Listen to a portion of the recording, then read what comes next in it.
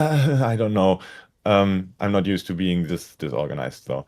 But yeah, anyway, Happy New Year, everyone who's tuned in. I hope you're doing all right and had a nice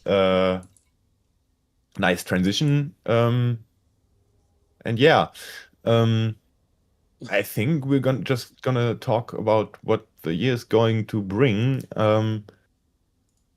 First things first, next episode is gonna be happening 2 days before the expedition launch, which is gonna be the 16th of January, which is going to be more organized, and we'll have the entire Distant Worlds lead team on air, I hope.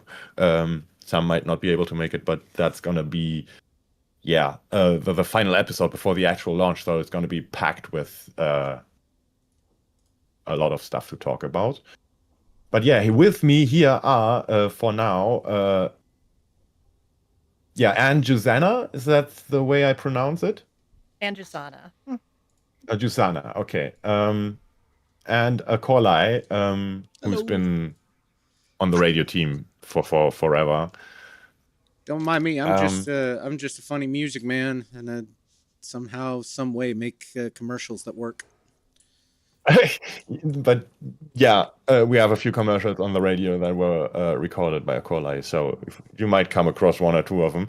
Um, so yeah, but Anne, do you want to introduce yourself really quick? What do you do on the organizers team? What do you do on Distant Worlds? What do you do in Elite?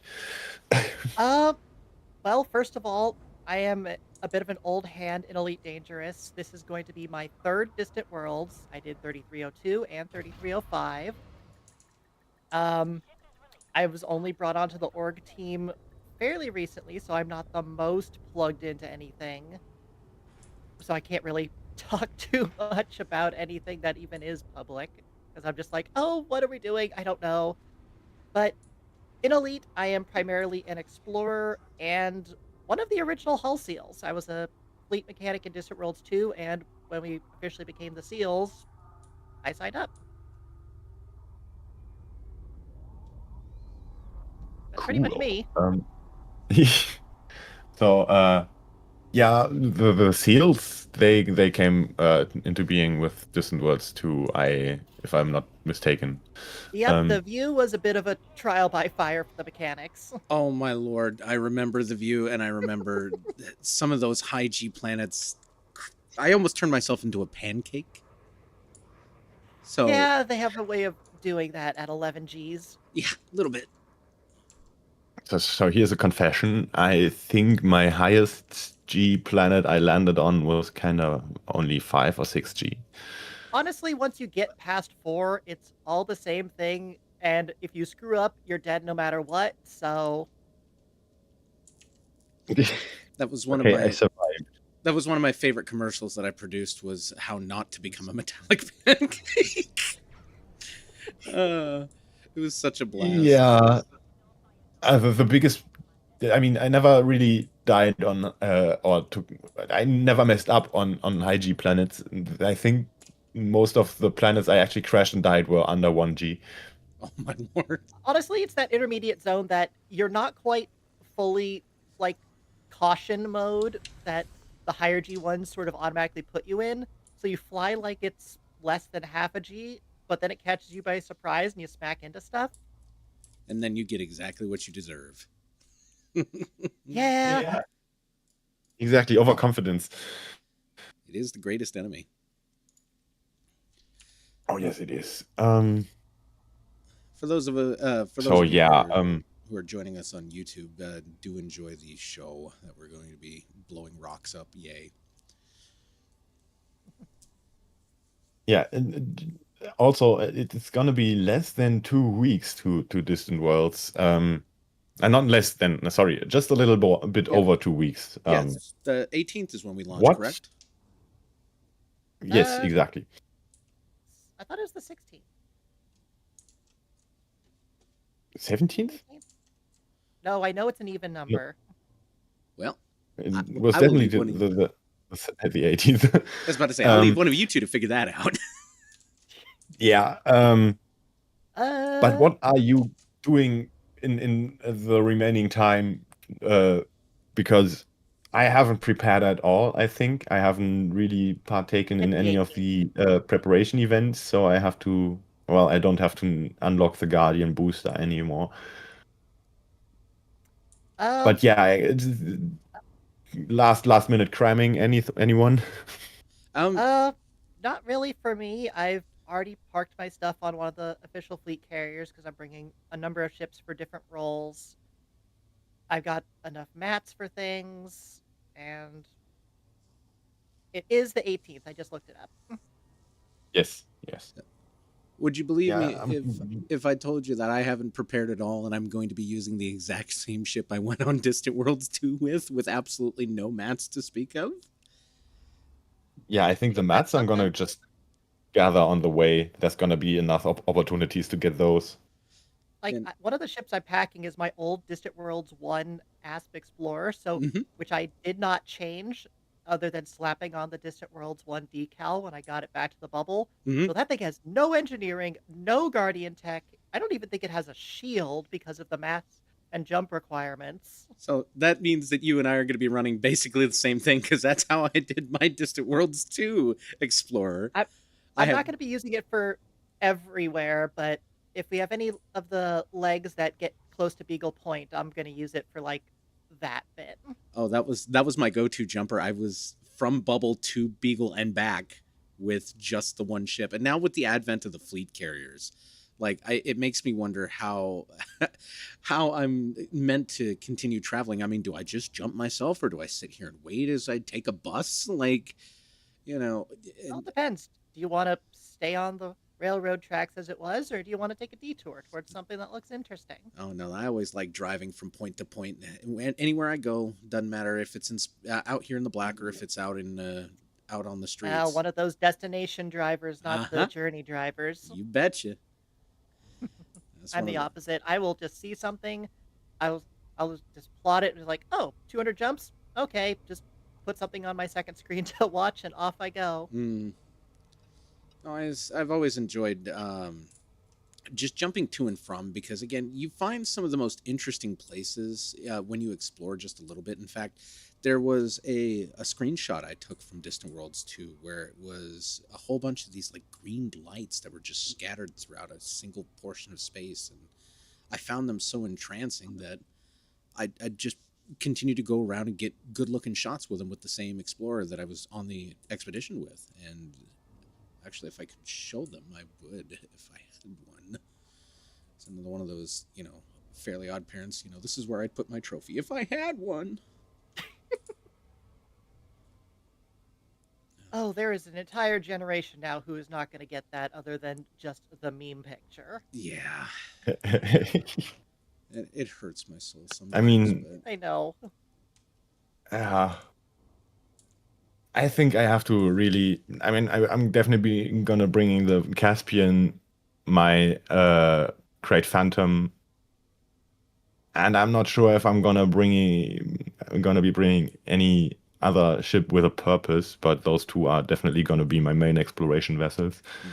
Uh, the Caspian because it can carry SRVs and everything, so I can like min max on the Phantom. Yeah, I've got, besides the Legacy Asp Explorer, I've got my Mandalay, Cobra 5, and Caspian all outfitted for exploration, just depending on what I want to fly. Caspian is obviously the most capable, but the Mandalay has the highest jump range. now If I have any seal cases I got to respond to, it's probably going to be the Caspian because it has a it has a better limpet controller. no, I also have the Panther Clipper for any hauling missions we might have on the expedition. I've got the Type 11 for mining. I think I'm flying a Type 10 right now, which I'm not sure if I registered or not. I think I was strictly going with just the Explorer to jump to Beagle Point if necessary. But I've got a Type 10 that I could theoretically store in a fleet carrier. Yeah, might as well. It doesn't cost anything other than the shipping to get it to the carrier. Yeah. Oh, Yeah. just take it to the carrier Which, myself. given the money we're going to be raking in from exploration and exobio, is nothing. True. I'm gonna wait, or I'm still undecided on whether to bring some of my ships just because I can bring them. because when we constructed Explorer's Anchorage, I kind of brought all my ships there from the bubble, and that kind of ruined me financially. Mm. Yeah, that's gonna cost you a pretty penny. Also, I'm imagining Yeah, because it was somebody like changes their if somebody more changes than their 10 mind when ships. they get to Beagle Point and just say, "I want this ship," and just, oh no. Mm. Yeah, and it's gonna take a week or something. Um, It's like a week just to get to Colonia.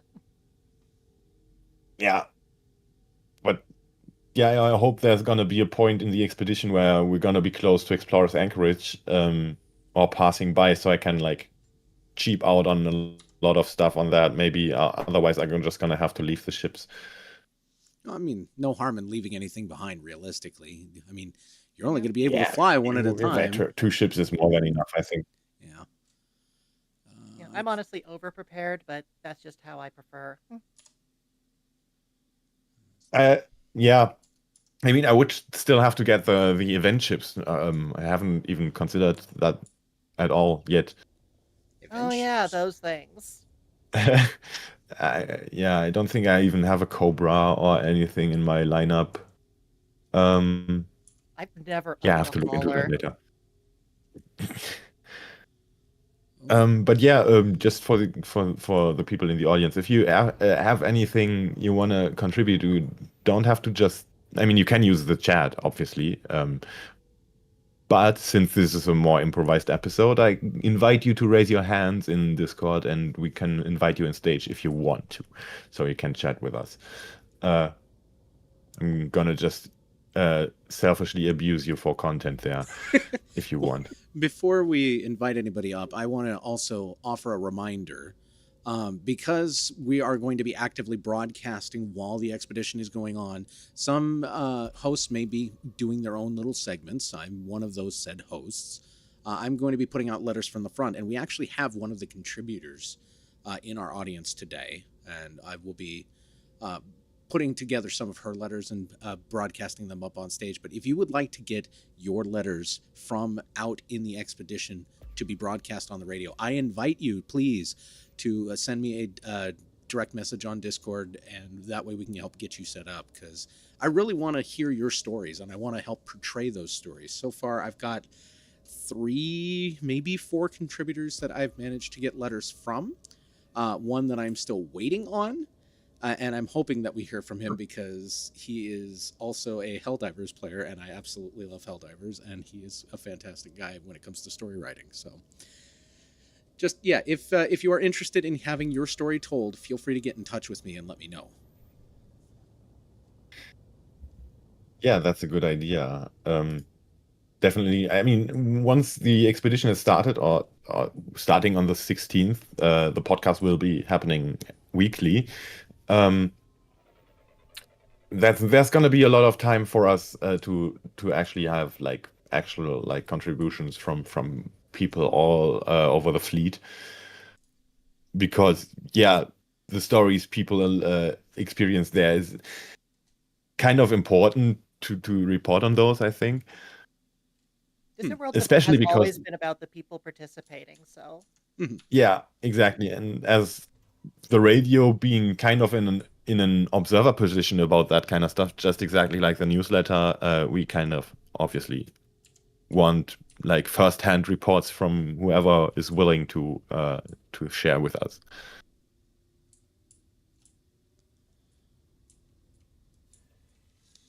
But yeah, the radio is also, yeah. I mean, I have made the announcement of about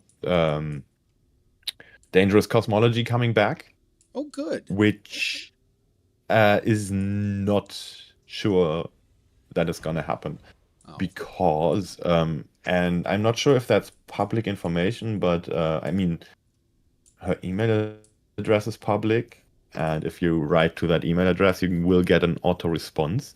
That's all I'm gonna say, but there's a reason why Dr. Sarah Borsman might not be available.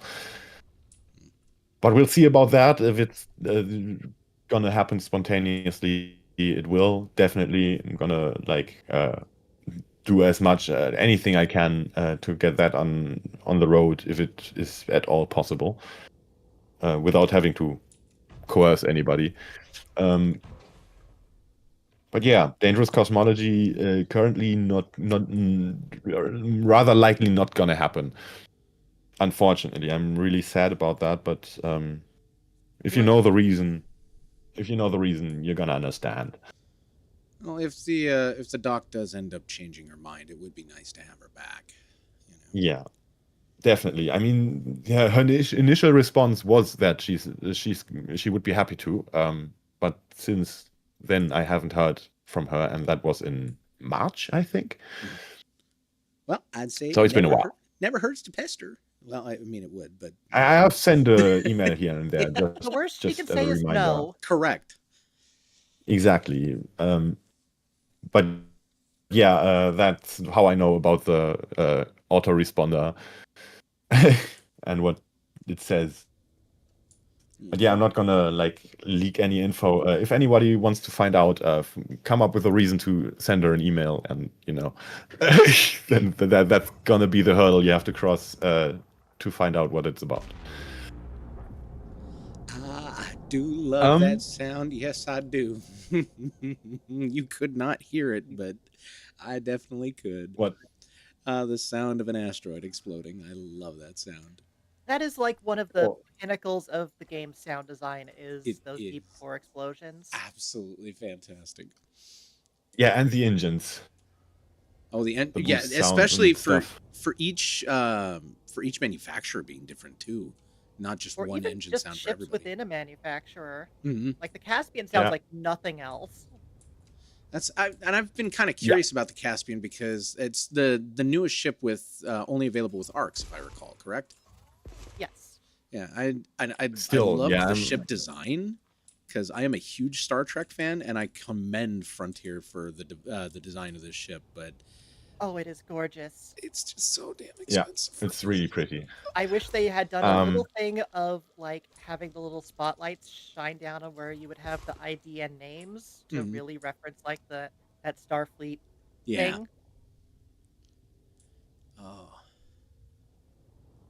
I mean, I think I heard about.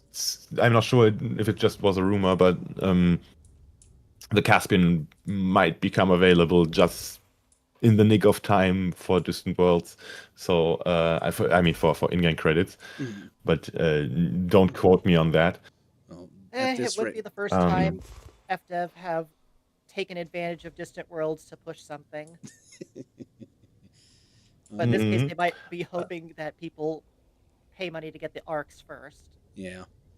Honestly, again, I don't mind the exclusivity period, but again, as a broke boy, as you can see, because I'm mining, I know I'm not going to be able to afford anything like that, regardless whether it's arcs or in-game credits at that point. I mean, I'm still doing the old-fashioned Give it method. 2 months and you'll be swimming in credits. Yeah, I'm mining void opals over here. Where's Dig That 32 when I need him? I mean, you might have to ask him if he's gonna want and join on the radio. Is he still playing? I don't know, actually. I tried adding him as a friend a number of years ago, and the friend request is still there, but I don't think he's been active on Discord in quite some time. Let's see. Add Dig That 32 on YouTube, wasn't it? When was his last upload? A month ago. Well, so he's still active at least. So yeah, playing Star Citizen mostly, it seems. That's where everyone decided. Traitor. They just decided to jump on the Star Citizen bandwagon. That's right, the first game that has not released that has earned over $1 million or $1 billion, as far as I heard. Yeah, it's over $1 billion now. It's actually getting better, and for the moment, they are still promising Squadron 42 this year. Let's hope. Oh yeah, this year. Yeah, it's now 2026, I hope so. and it still says That's what I paid for. 2026 on the website. The only We shall pre-order see, I ever though. made, and I'm still regretting it. I've You always don't want to know my concierge rank. I've always laughed at people who try to compare Star Citizen to Elite Dangerous. I mean, yes, sure, you're paying for a game that is in active development, but hey, at least I've got a game that's completely done and is still receiving updates. And I everything compare. that's coming in. Go ahead. You first. Sorry. I think of them as like trying to come at making a universe from the opposite directions. Elite started very, very broad, but not a lot of depth to it. Yeah. And it's increased that over time. Star Citizen is trying to go like Mariana's Trench deep and then broaden out to other systems. Yeah. They're just also adding depth and complexity as they go, which doesn't help. I mean, it's got its charms. I've played like the free demo that they basically give you, like a few hours to play. And I played it with some friends who had been pretty well built up, and it had its complexities. Like, okay, it was nice and cool and really sick, but yeah, I've got my ship now. I've got the ability to go on land, so I don't need to play Star Citizen to go and try and get ground combat. I've got that now in Elite, but it's just Yeah, but we don't have giant worms to fight in Elite. yeah. No, but I can get that in Helldivers. Okay, fair enough. I have not actually had the chance to face a Hive Lord yet, and I hope I never have to. Yeah, keep playing and you no doubt will. Yeah, no kidding. Actually, that's one of the things I do now is I've basically maxed out all my Helldivers gear, so I go and train new players now because it's much easier than trying to run some of these level 10 missions by myself. But anyway, that's neither here nor there. Welcome to being a mentor. Somehow more rewarding than doing it yourself. Yep. Meanwhile, my wife has just gotten me into Warframe this morning. No, your time. Yes. Your time is now forfeit. You That's fine. I have plenty of time at the moment. I only start up college in February. Then I won't have any time. You do not. You are not going to have any time once you get started. Like, it will take up so much of your life trying to get the frames, trying to get the weapons, trying to complete the missions. It's my friend who is a founding member or one of founding players. He tried to get me into it, and I couldn't. I wouldn't. I'm used to grindy things. Again, I have been playing Elite for about 10 years now. Mm-hmm. So I am used to the old materials grind where it would give you one raw material for every rock you shot on a planet, or the randomness of the engineering. So I'm used to grindiness, and I fully acknowledge I'm mostly going to set it aside once Distant World starts. I have to wait for my bubblers to disable, so that way I can actually start sending out prospectors again. I'm just sitting here looking at a rock. But it's a very pretty rock. I don't even think it's got a core. I think this one's a liar. I think it's a thief. Oh, I hate those where it looks nope, so it has bright, a core. and then you get there and It has a core. I lied. Okay, well that means who cares? I'm just gonna start blasting it then. We'll blow it up. So I just realized 20 minutes into the podcast, more than 20 minutes podcast, that the audio wasn't broadcasting to the radio because nobody told me. I didn't know. I was wondering. Yeah, I didn't either. It looked fine on my end. Okay, so we missed kind of a bunch of audio recording there, but that's gonna be. It'll be on YouTube. Well, yeah, we'll rip it from YouTube later. We'll be fine. Yeah. It's gonna be fine. But everyone who was listening to the silence, I'm sorry. I'm very, very, very sorry about that. Please, if something like that happens, ping me, because I cannot keep my eyes on every chat that's going on everywhere. And yeah, the one person that was. Our technical director decided to not show up today, so we've been having to kind of throw this together at the last second. We don't have a technical director. Not anymore. There's no technology to manage. Everything just jank. Yeah. Well, jank is what we do best. But it seems to be working now. So here we go. Welcome. No, I'm not gonna do another introduction, of course. I love the introduction. Oh, my bad. Yeah, that happens when you don't prepare. When you like notice that the podcast is gonna happen in half an hour and you have not anything, haven't anything prepared. Yeah, Yeah. you know what I mean. So woe is me. But yeah, maybe that entices people to just join the live audience because that seems to be the best place to listen to us because you can manage the volumes individually and all that kind of stuff. Yeah, be here so you don't be square, But yeah, I just not realized I have to actually outfit my Caspian correctly because you were talking about mining earlier, and I do have to at least equip mining lasers and stuff, even if I don't bring cargo because we can always the way we did that on Distant Worlds 2 with mining the materials for Explorer's Anchorage was that we had multiple miners, and I think at least one of the team always had like just cargo and limpets, so they were just sitting there and scooping up everything that the other people were mining, which was very fast. I think we even had two people like that because when they kept having to return to the base. Yeah, you just get a little relay of mining going. Yeah, they're like kind of a bucket chain. That's the term. If it works, it works. Mm-hmm. I'm gonna. It was very fun.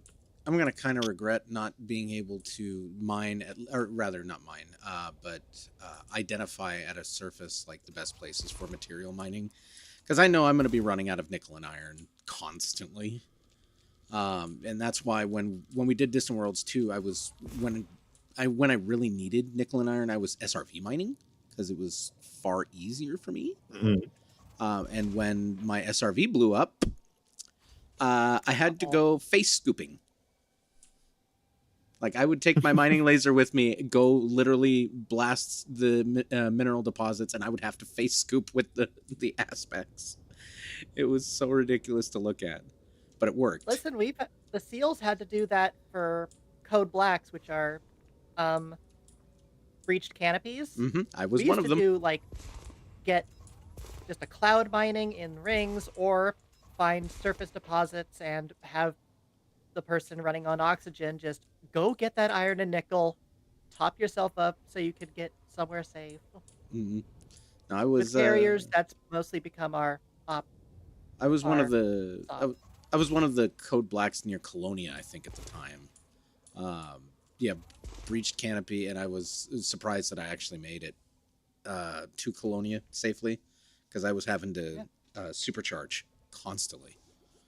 We try. No kidding, and you do quite well. And I've loved the SEALs to death, and I know that we have a commercial for you. I don't know if it was provided to us or if someone recorded it here, but I know that we're probably going to have to get another one done eventually. Because I'm sure things have changed at the SEALs. Are you guys still actively recruiting?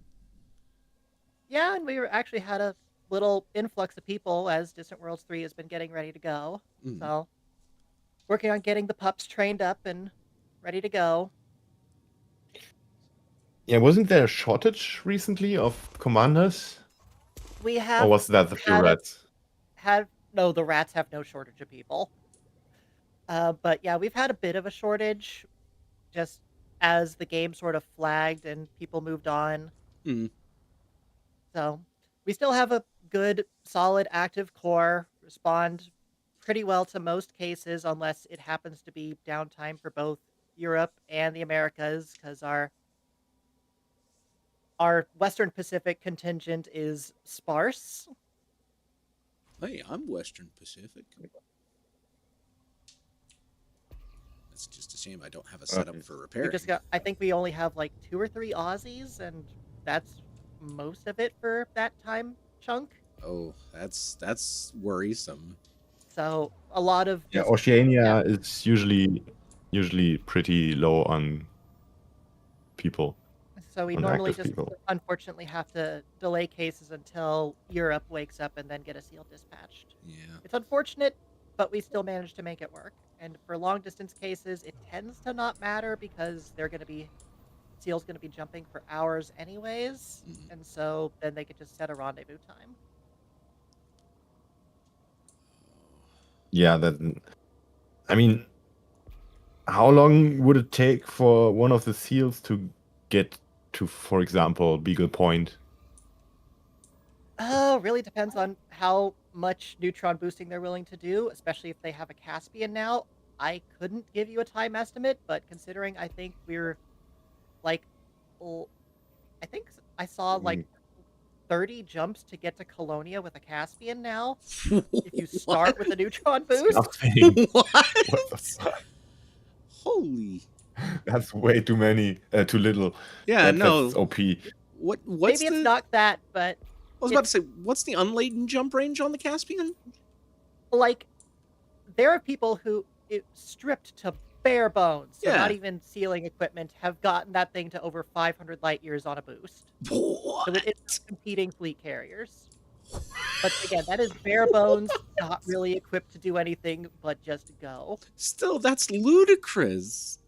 And because it Yeah, uses that's insane. so little fuel per jump, that thing, I think that's what it could do. It could do like 30 jumps on a tank. It flies, dude. Wow. Yes. Yes, and it handles nicely too. It handles almost like the Phantom, but it's It handles much like bigger, so medium. it feels less sluggish. I was about to say, It unlike handles more this, like a larger medium ship. Yeah. I was about to say, unlike this, this absolute unit of a ship that I'm trying to fly now. My word. The brick with engines attached. Basically, no. I mean, normally I fly with HOTAS, but it's currently stashed away behind me because I was waiting to bust it out until the expedition actually began. But yeah, going back to keyboard and mouse. I remember this control scheme very barely. So I and I never have played with only keyboard flown and with mouse. HOTAS, fortunately, my whole career. It just has been the most natural to me. yeah, out of curiosity, I've been which playing with controller for since I started, and I kind of would like a HOTAS, but that money I would have to spend on that would come out of the budget that I need to visit Britain. well, If you're ordinarily, gonna eventually go HOTAS, you can either start with something real cheap like a Thrustmaster, or if you have the budget, go something really expensive and high quality that'll last you a VKB or a Verpal. yeah. I'd say I would have recommended the X52, but after the 5 years I've spent with Ugh. it, no, no. No, I they think used to be the really good, but then X17 or what Logitech is went the downhill. 16K? Yeah, then Logitech took over. That was the problem. Cytec was an absolutely beloved company, but Logitech destroyed them, and we hate them. Yeah, I had a Cytec X52, and it lasted. That's what I had in Distant Worlds 1 and Distant Worlds 2. Then it finally gave up the ghost, and I caved and spent the money on a Verpal set. No, I've got both a Logitech X52 Pro, and then I've got a G923 wheel for playing like Forza and stuff like that. But I gotta be honest with You should see if you could buy that for SRV. Well, Wait, what? yeah, I could use the clutch pedal as the jump booster. Huh, that is an idea. I'm surprised you didn't think of it, because like I have a nice setup with the HOTAS for SRV, but if I had a wheel, I would use that all day. I mean, the problem with the wheel versus the HOTAS is that I have my wheel on a rack, right? So basically, I have to move the entirety of the rack. And since the HOTAS mounts to the desk, basically, I would have conflicting wheel and HOTAS sitting right next to each other. Yeah. And that is a pain. That would be. Uh, Curse you, physical space requirements for Yeah. technology. oh, it's not just physical space requirements for technology. It's the fact that I live in a box. Well, not as small a box as I used to live in, but yeah, this is still technically a box. Technically, every house is a box. All right, it's got 4 walls and it's got a roof on it. Okay, fine, it's a box, but And presumably a floor. I hope it has a floor. no, you see, you're supposed to fall through it to the void. Oh. and then just ping pong back and forth the gravity well for eternity. Mm-hmm. Well, how do you think they say that you keep falling through to China, right? I don't think I'd hit China. I don't know where I would come out. Somewhere in the Indian Ocean, I think. I will have to actually look. I don't have a globe at home. Let me see. Earth.google.com, is it? Yep. Maps.google.com works just as well, but hey, that doesn't give you a 3D representation.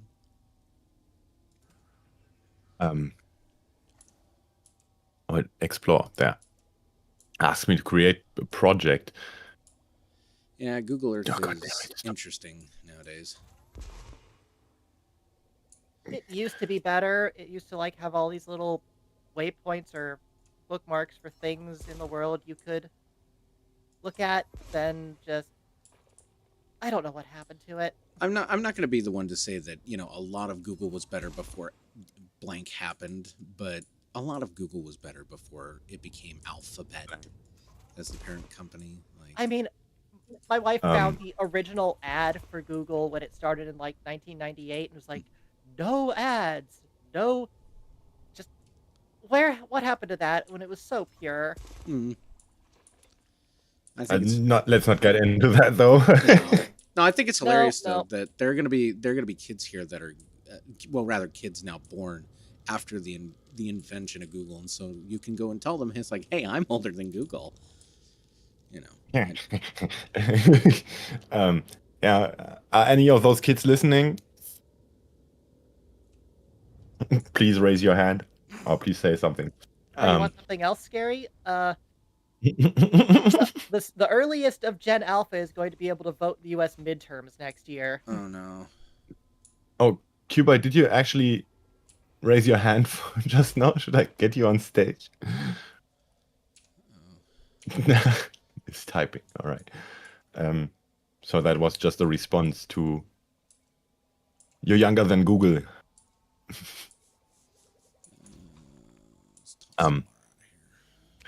But yeah, I'm feeling old now. Yeah, no, yeah. Same. Like, I was technically around to see the Berlin Wall fall. Oh, I was 1 year old, but that was 1990. That was 89. Oh, 89. Mhm. Thank you. I was thinking Oh, it's 2 back then. I was thinking the dissolving of the USSR. That was 91, I believe, and I wasn't around for either of those. But was just 2 years off of the dissolving of the USSR. Yeah, I wasn't old enough to think about that yet. No. But yeah, at least one of us is younger than Google, which I'm not gonna judge about because I keep wondering what it's like to grow up in a world where you like have that kind of technology and like in an everyday manner. When I had to always had the world at your fingertips. sneak onto the computer while my or sneak to the computer while the parents were sleeping and kind of putting a pillow over the modem to log on, so it doesn't make too many noises. Oh my lord! Or accidentally be online when they're expecting a phone call, and because you're on dial-up, it blocks the line. Yep. You get chewed out for it. Yeah.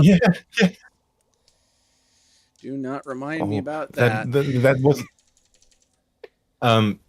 even with the early DSL days, like with what was it, 1 Mbit and less, like 700 kilobits. Back then, we also had that issue with that kind of connection already. When the phone was, whenever someone picked up the phone or something or a call came in, it just cut off the internet, which was, just imagine the struggles we had to live with. Imagine what happened now with like the relying on millisecond ping for things, and just suddenly it all cuts out because someone called the house. What do you mean no elite? That's also something that's gone. No elite dangerous. I was about to say, did you not have a what was it, a BBS micro? I think it was. I mean, I haven't played Elite before I played Elite Dangerous. I just started with the new game. Yeah. It's amazing how much of Elite.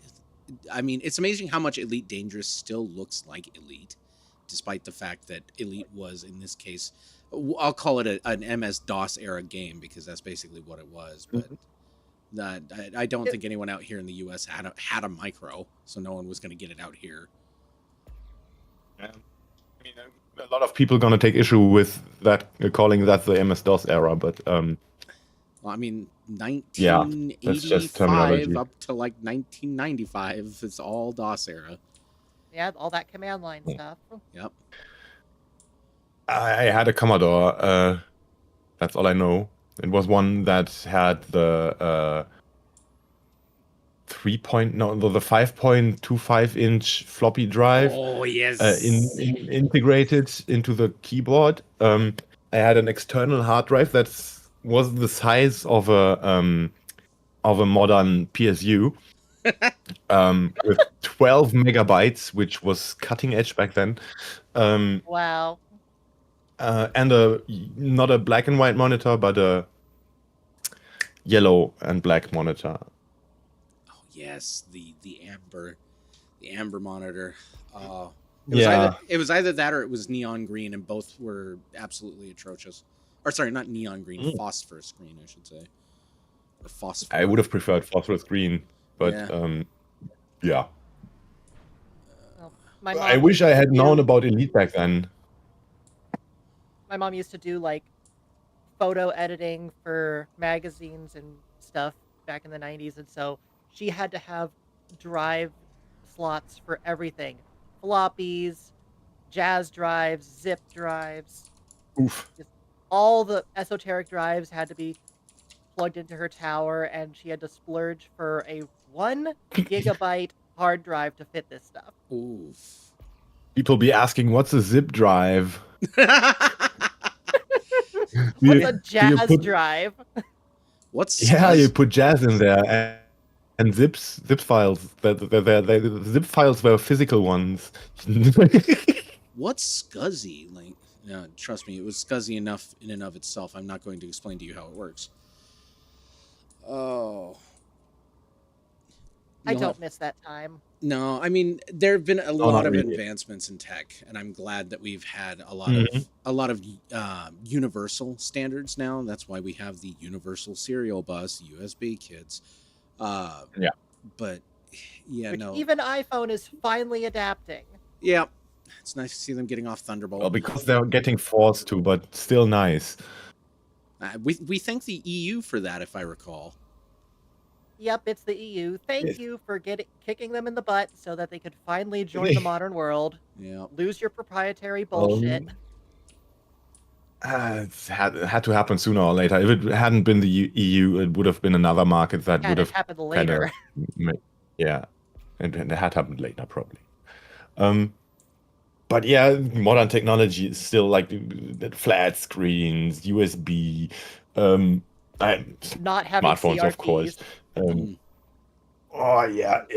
That's why I said flat screens. Well, there were flat screen CRTs. Though CRTs have their merits still, as Oh, console games keep like demonstrating. Old retro games that were built for CRT look worse on the on the actual pixels of a modern screen, because CRT doesn't have pixels; it just has a scan line. Mm-hmm.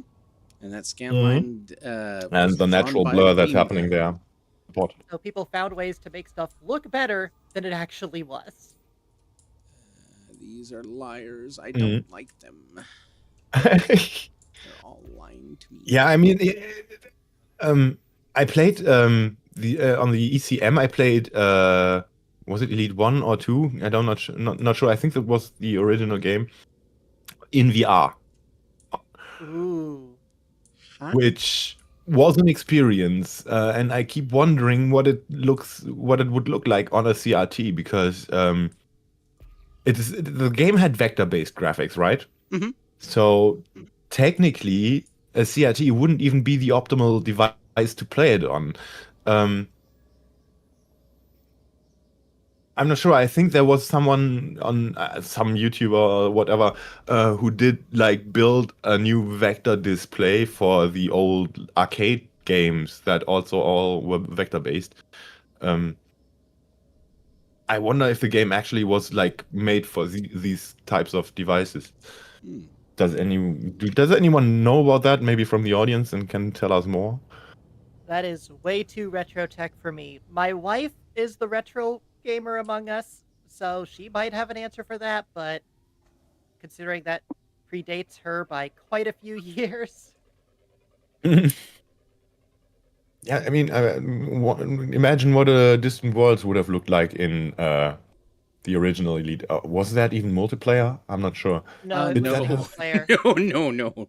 Okay, so that would have been a hurdle that couldn't be overcome. I bet there's someone who modded the original Elite into multiplayer. I Let's don't. look that up really quick. I was about to say I don't know how they would have done it, considering I don't think there were any major network connectivity devices. Well, dial-up. Dial-up would have been the only real way to connect to the internet, and at that point, it was It bulletin would have been boards. mostly university and government. Yeah, and if it wasn't, then it was bulletin boards like you would have seen in the movie War Games. Like, my word. Oh, jeez. Yeah, everybody loves a BBS. And I'm happy to Old say, forum. I'm happy to say that there are still retro enthusiasts that actually do keep active BBSs up to this day that you can connect to reasonably on dial-up. Well, that's the same reason like there's active IRCs still out there. Oh God, internet relay chat. Did Like you? that's actually what the seals and I think even the rats use for, or at least the seals use them for our cases, just because we could create the system ourselves, fully manage the data and perms, and have it embed into our website, so people don't need a separate IRC client. So far as I recall, there were alternate IRC clients for Twitch as well. It was one that I used to use on my overlay for when I was streaming called Chatty. And yeah, every Mhm. Twitch channel technically is an IRC channel, believe it or not. Technically, Discord Discord is also, based on IRC. Really? yeah, That is just yeah. I weird. mean, just look at it. Yeah. It's like the hashtag channels and everything. The ads in front of the names was the first thing that was introduced in IRC as a flag for being the server admin, I think. All that kind of stuff is built from IRC in Discord, and it just integrates the features that TeamSpeak brought to the table with the voice channels. I mean, last time I had actively used an IRC channel was when I was actually broadcasting for Subspace Radio back in my Star Trek Online days, and it was a little cumbersome to use. I mean, it hadn't really advanced with the times. So having It's a Discord learning now, curve. yeah, having but- Discord now that has all this stuff integrated, even We though just use it for the seals because it's reliable. Yeah. And if we can't trust Discord because that can go down. Mhm. I mean, IRC depended heavily on the client when it comes to what kind of features it had. So yeah, there were like a bunch of clients that had all these kind of slash commands integrated and everything. But the basic one, I think ours MIRC does. was the most popular one. Yeah, I don't even think there's even not considering the voice channels. There's no IRC client that has a UI that kind of comes close to Discord's in terms of convenience and everything. No. No. Even though it would be possible to just make a UI that looks exactly like Discord, because it's not that far from what IRC actually looked like. I mean, you joined the channels with /join command and everything on the servers, and didn't have like a full list, but you could always like you use the, I think, but just the list command listed all the channels. But yeah, deep dive into IRC isn't necessary tonight, I think. No. No. Out of curiosity, and this is only because, you know me, I don't pay attention to anything because I'm just haha funny music guy, but any big distant radio events that we need to be thinking about, talking about coming up here shortly? I mean, besides the episodes on before launch, which is in 2 weeks, I'm not sure. I think we're gonna do like a live broadcast during the actual launch, at least the EU launch. Mhm. I'm And not I, sure about the other ones. We would need someone from the time zones to actually do a broadcast then. So you, a caller, might be the candidate to do it in the US. much as I wish I had the If Kenny availability. isn't, Kenny I'll might also be unfortunately wanting to be do that. leading one of the jump instances NA time, so I probably wouldn't be able to dedicate myself to this. Mhm. But yeah, I think Kenny has already kind of dibs on Sunday nights, on afternoons actually. Yeah. Not sure. Yeah, But that might actually coincide with the US launch, so we already might have that one sorted out. yeah. My personal availability is going to be Thursdays, Fridays, and Wednesdays, so you'll probably be seeing me more then. Mhm. But bigger events, let me think. Hey, come meet your Yeah, distant radio exactly. Tumbleweed. yeah. um, Crickets. I'm not sure. We don't really have any events besides the weekly broadcast. Then, of course, I'm gonna try and make more, do more shows around that, just to accompany the people. I think that is what everyone on the radio will do. Be more active, not just like a show once a week, but hopefully there's gonna be something every day. For every time window where everyone's online. And I of really course, hope that's gonna happen or gonna be possible. I'm not gonna promise that because doing that, getting people on a like predetermined schedule is pretty hard these days with how everyone's working and yeah, across time zones and everything. as a reminder, Distant Radio operates on a volunteer basis. We're here of our own Just like accord, not because Michael is paying us anything. no, I'm forcing them to. No, we're being paid in exposure. Yeah. Yeah, exactly. I'm gonna pay you in exposure. But that little exposure that the radio has, hang on. 424 subscribers at the moment on YouTube, There you go. which is okay, I guess. Here, let me add one more. And as a reminder, if you're not actively listening to us, you can visit us at https://radio.distantworlds3.space. And if you want to join us in Exactly. All Discord, from- click the nice little Discord button. Yes. Like, damn, I forgot what I was about to say. There was something about the website, about oh god, my brain. I'm sorry. Wait, you have a brain? At least one, Do any yes. of us? Maybe I have two, and that's why I keep like confusing myself. There you go. Hang on, there was something about the. Oh right, this is radio. If you are interested in sharing your musical taste with the rest of the expedition, or not everyone who's listening, not just participants of the expedition. There's going to be people listening that might not be even playing Elite, maybe. But yeah, we are recruiting. So if you want to join, there's nothing. The what's it called? The learning curve is very easy. It's not no high barrier of entry or anything. I can provide everything you need, depending on what you want to do. Just either leave a message somewhere here on the Discord server or try and DM me because I don't know my privacy settings are not going to be changed. So I don't know. Some people can message me, some can send me message requests, some need to have to send me a friend request, whatever.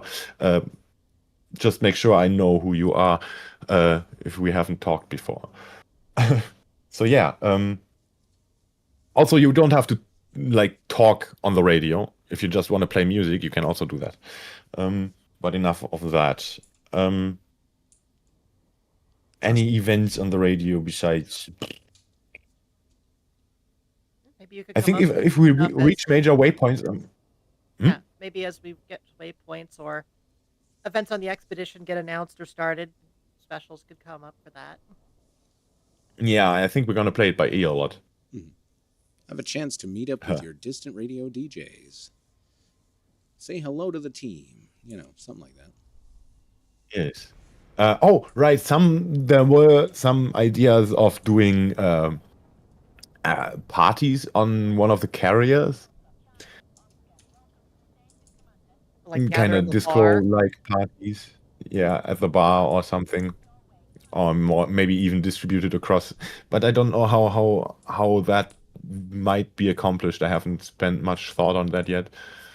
Oh, that's But right. might be a nice Odyssey. thing to We think can about. disembark our ships. Do we have a dancing animation? That's the first question we need to ask.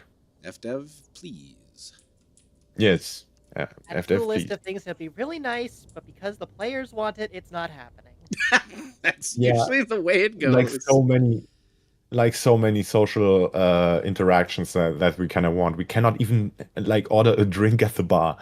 And, like, even Please. if there's no food or hunger meter, let me just buy a Hmm? drink. Just for the vibe. I mean, that's one of the things I'm really missing from the bars is just sitting there and having a drink in front of you, sipping, just to play the melancholic, downtrodden, whatever commander. Some Who's down on slow, luck. sad jazz going. Yeah. Get me started playing the Maybe add Halo some more 3 smoke to the bar. ODST. Make it smell bad.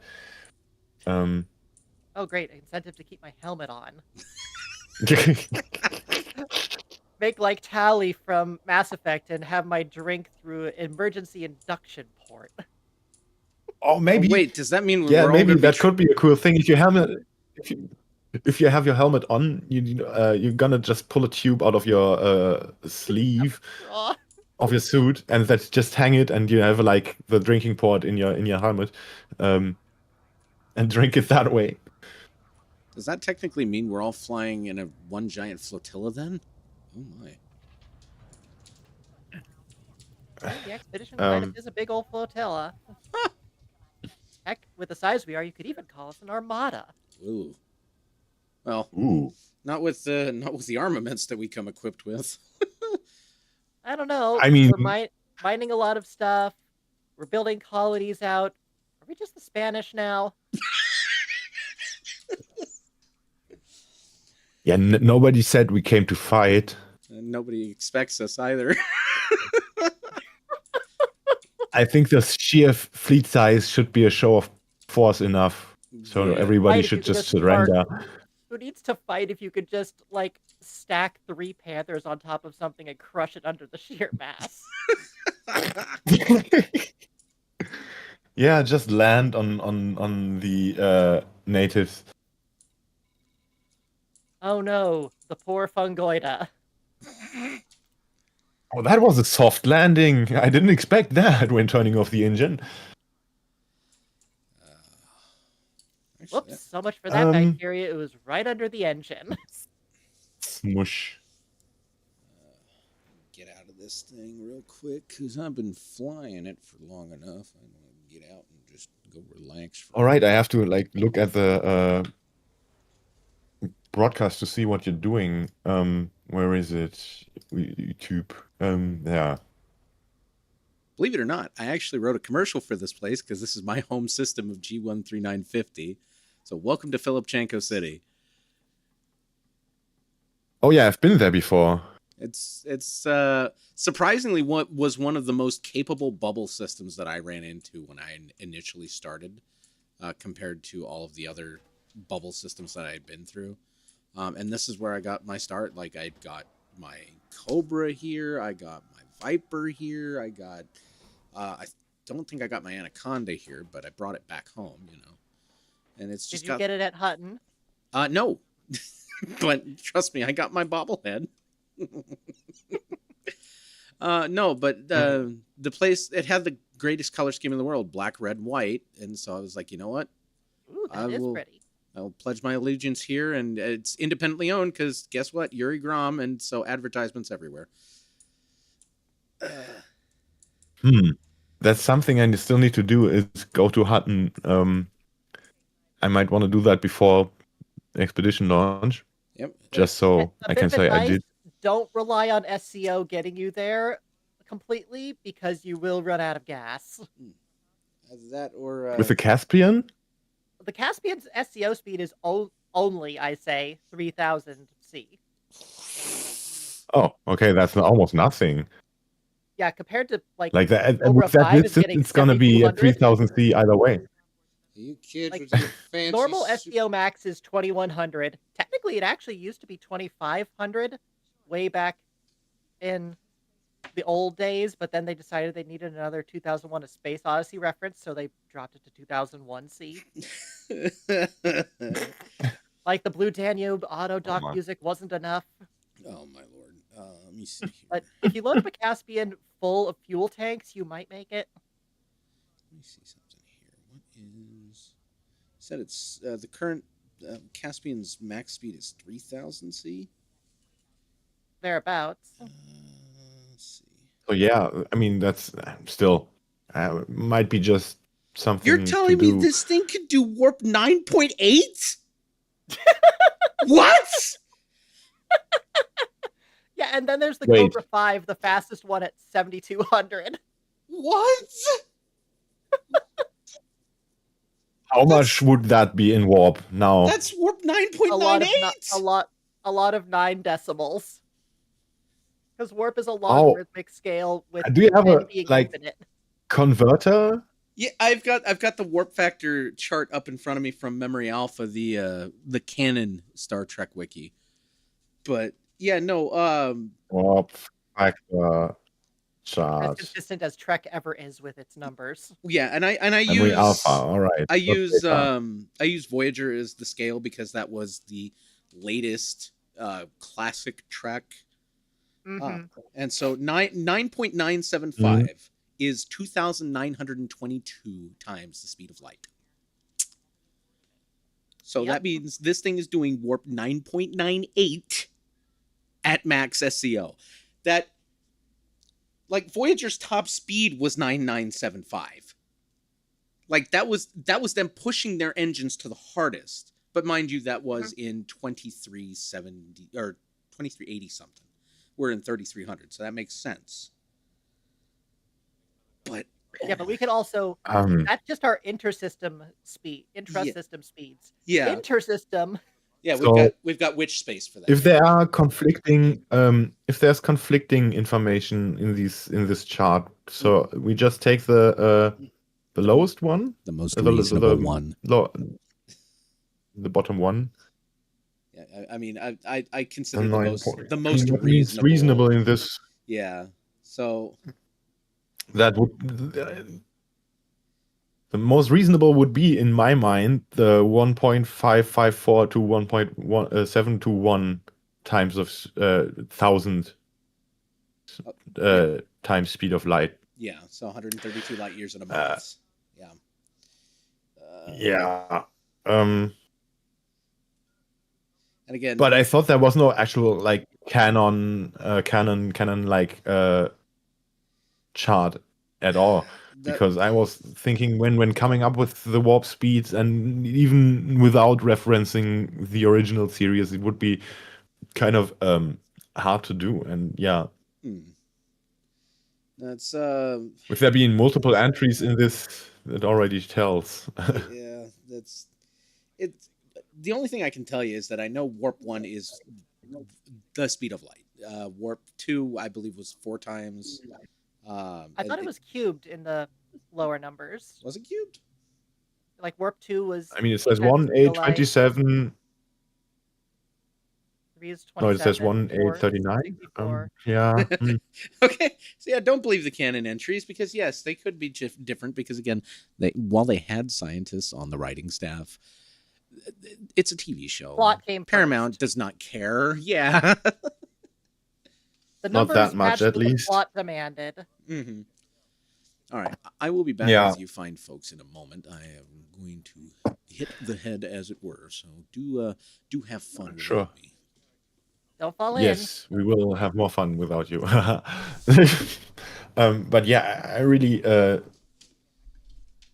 The writers of Star Trek did have scientists on to do some of the like not fact checking, but plausibility checking, I think. Consulting. Consulting, yeah.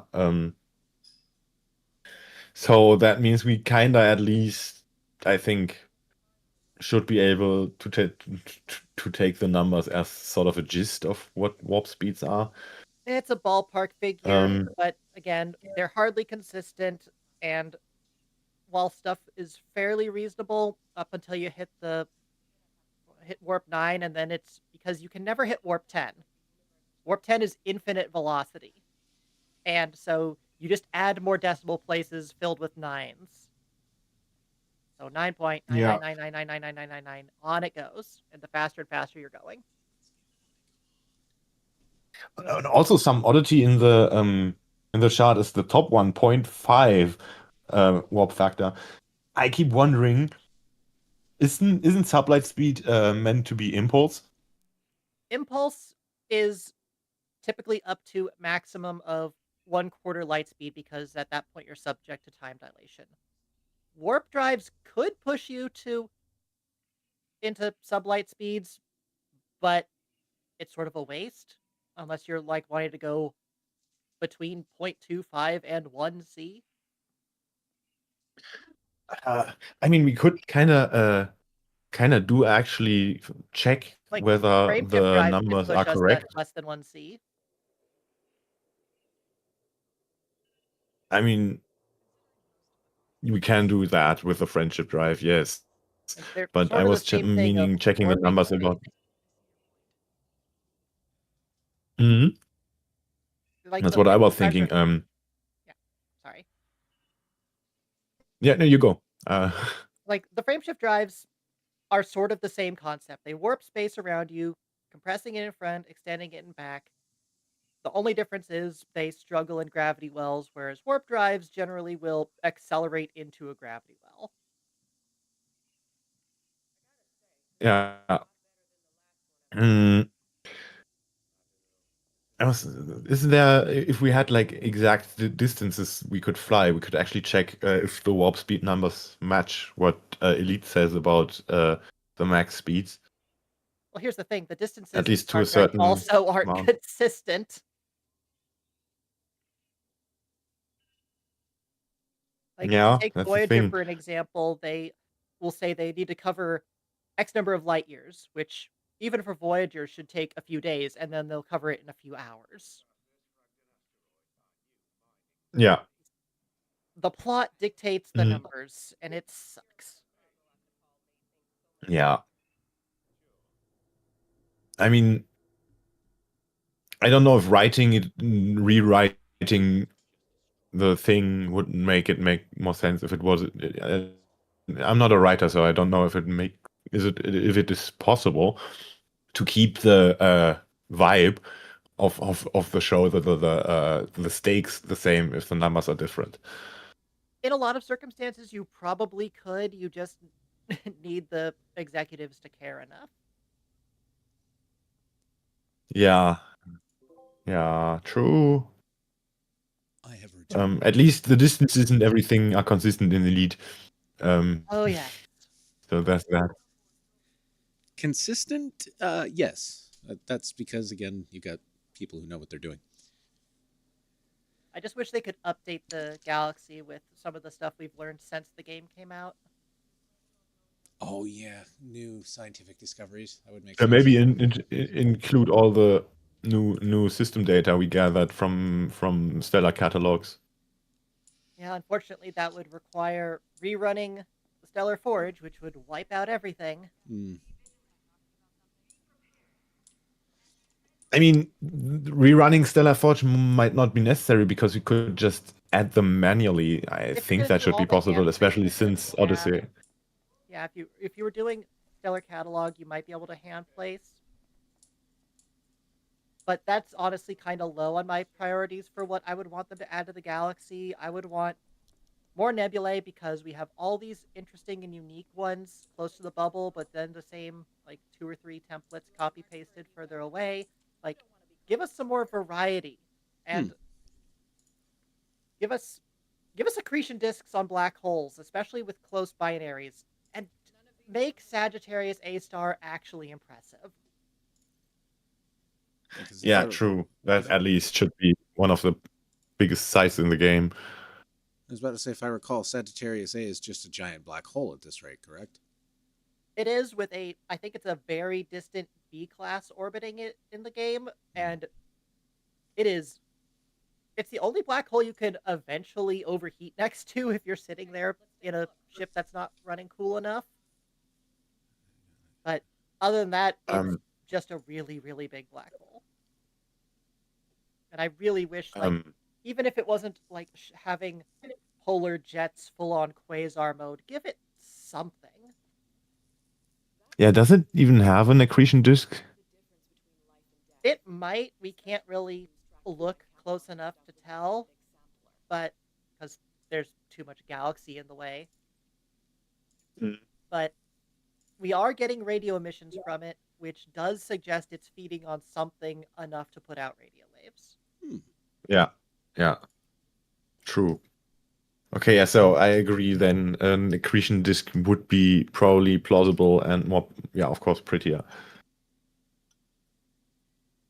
I don't Um, expect Gargantia from Interstellar, although that would be so impressive. so I was just thinking, I think I've heard talk about FDev usually using Decent World to introduce new features to the game. um, Like I which of said, they've used again, us don't quote me before. on that. Hmm. Yeah, it might happen again. So, um, what would you let's just speculate a bit. What do you think might be coming actually to the game that we don't know from any roadmap or anything? Because I don't even know if that exists. Is there a roadmap to the game? I think there used to Not that be. I'm aware of. Let's Like they see. have the like releases where they say what's coming up, or like we have X Yes, features there is. planned.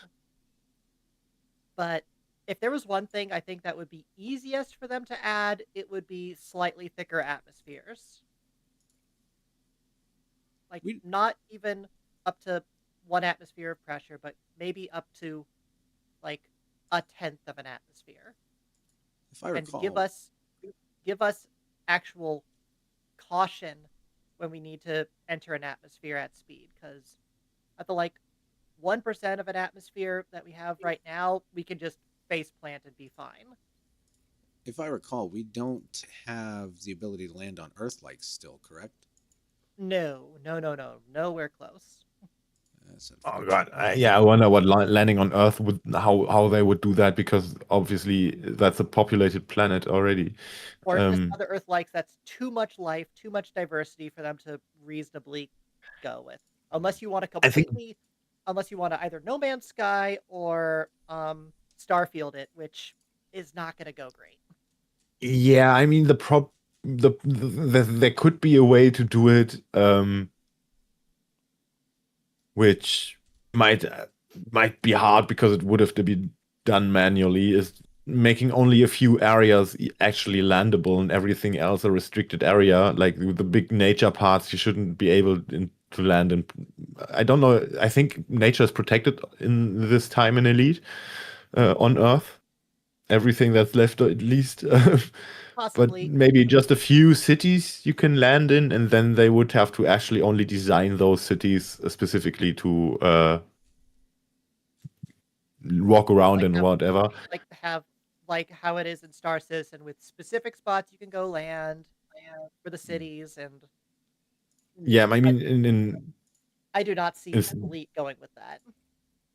yeah, I mean, in Star Citizen, you can also land on the non-city parts of the planet without You can any issue. I maybe mean, that's the exact the part FF should leave out, you know. maybe it's more like I guess you could compare it to like the Old Republic MMO, or like even better like Star Wars Knights of the Old Republic, where you had these specific spots you could go and Mhm. that's what you got to explore. Hmm. But Yeah, I don't see that might be a good idea, FDev though. I don't see FDev going with that as a thing to introduce when we're out Yeah. where there's no civilization for them to do that with. So I think it could be Yeah. easier to do like thicker atmospheres than we have, but not up to a full atmosphere of pressure, maybe up to a quarter or a tenth. Still just going on like rocky, icy, the ones with the simple life on them. Another one that might work and might even work with the current life generation system, although it might have to be a bit more complex, gas giants. Mm. Let us fly Oh, in gas giant atmospheres, have to worry about a crush depth, and then just and have like floating life. uh, um, That would be my second guess. that That's that harder. I think that's a bit hard to do because if you add that, it would mean you could also land in lower pressure atmospheres. That would include Earth again and stuff. People would be asking, why do we have like gas giants but not landable quarter percentage atmosphere planets? Yeah, maybe. Mm. Or maybe you're not allowed to go up to that depth of pressure. Gas giants have a range of pressure, and maybe we're just allowed to skim those outer clouds. Yeah, okay, that would be looking nice. Oops, sorry, pop the mic. Gas giant mining. That okay. Oh I yes, was about that would be to. cool. Yeah, I was about to say, but what kind That of was my gas guess would for you the Type mine? 11. Was it going to add a whole new type of mining and was going to be like, let us go scoop like gases from gas giants. So that could be a thing. Mm. Look, it is my pride and joy. This is my Distant Worlds 2 I was ship. just damn That's when already before you said that with the gas giants, I was thinking of something else they might add, but God damn it, I forgot again. Um, Come on, remember. Today's theme on the yeah, Distant pressure Worlds me 3. and it's gonna be easier. Yeah, today's theme on the Distant Worlds 3 Um, podcast, Michael Forgore. yeah, keeps forgoring. Um, um, By the way, while what was Michael's it? still trying to get his bearings, let me take a moment Oh, here to remind you to drink some water.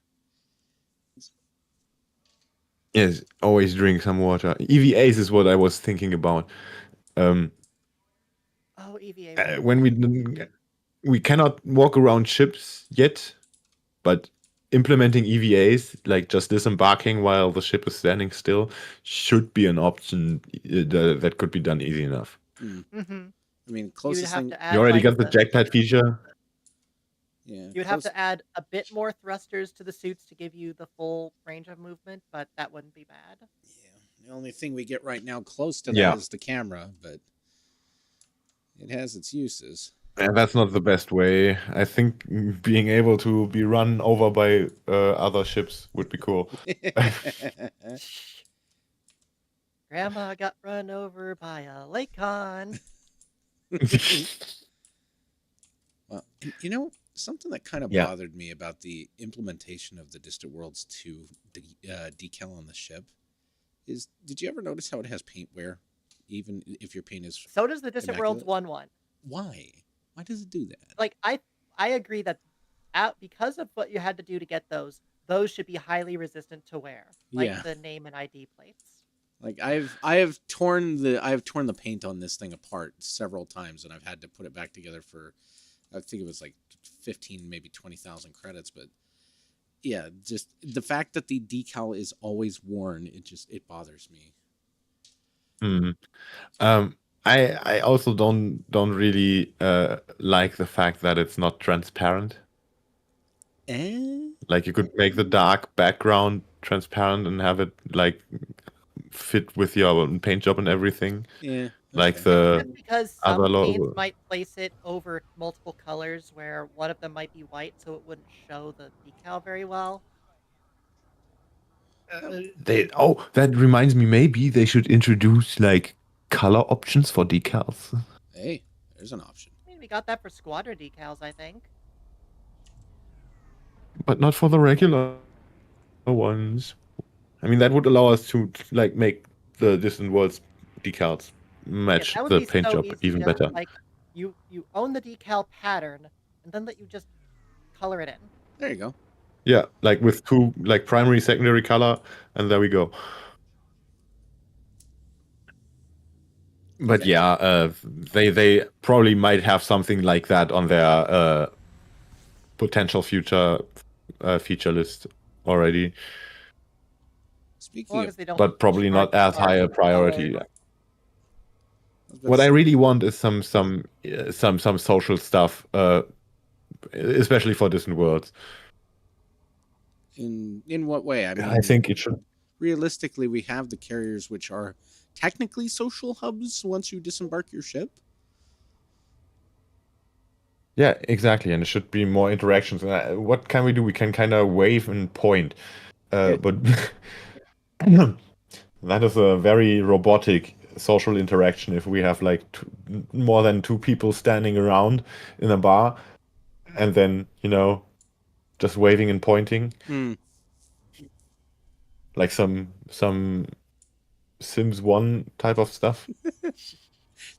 Don't bust out the Simlish now. Oh my. Oh no, I don't speak that. No. You know what kind of bothers me Hello. is that FDev's focus on the arcs, on the ways to have people spend arcs and do all that. Mm, Have you yeah. noticed that they haven't added a new Kovas since the game launched? I mean, the thing They haven't. is, there's stuff like what's it called? HCS voice packs, Yeah. which are officially licensed. So Yeah, but I are those think part of that's the why game? we don't have that on a yeah, that's why nothing happened in that area.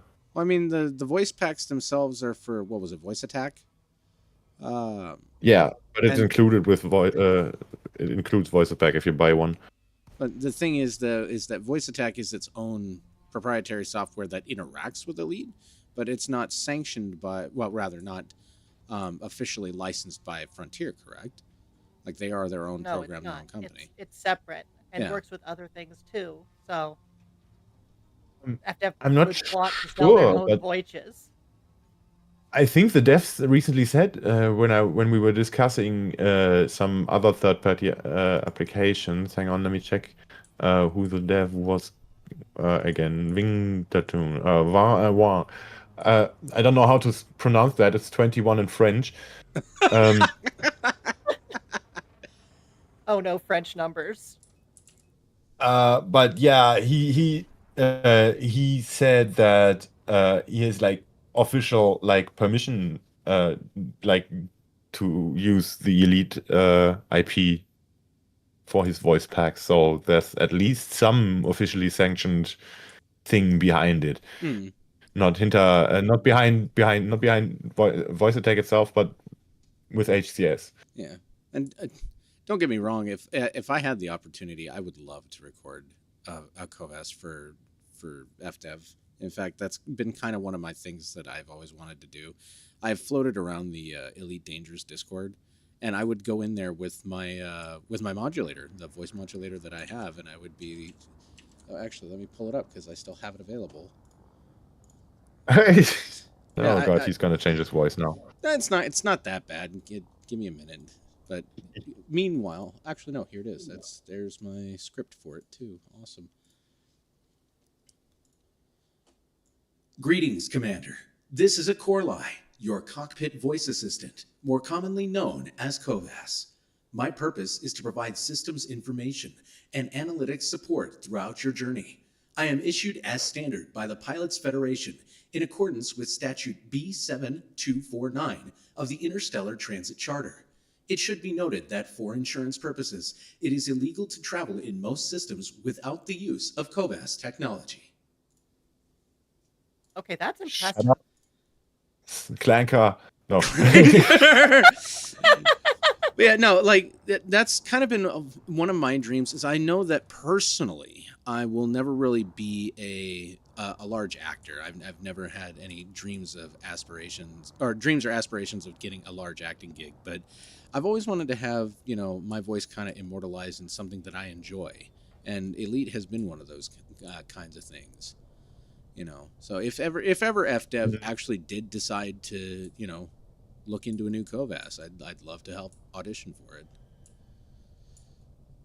Yeah, either you can either do that or ask 21 to if you want to do a HCS voice pack, because I think he's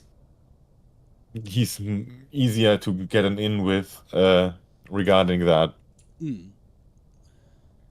But yeah, I've never really looked at the in-game Kovasses, to be honest, because immediately when I got Elite, the first thing I thought is, maybe the voice responses are a bit too like sparse, like a bit uninformative. Mm. So I immediately looked up, like, back then it was EDDI as a voice responder, which responded to many more events in game, Mm. with a custom voice of my choosing. Okay. I got a voice attack pack a long time ago. I think it was William Shatner. I Yeah. never used it. Yeah. I always thought about that. It's like, was anybody actively using this? And I could never see anyone actively using it. Apparently, there is at least a good bunch of people who are actually buying these packs and using them.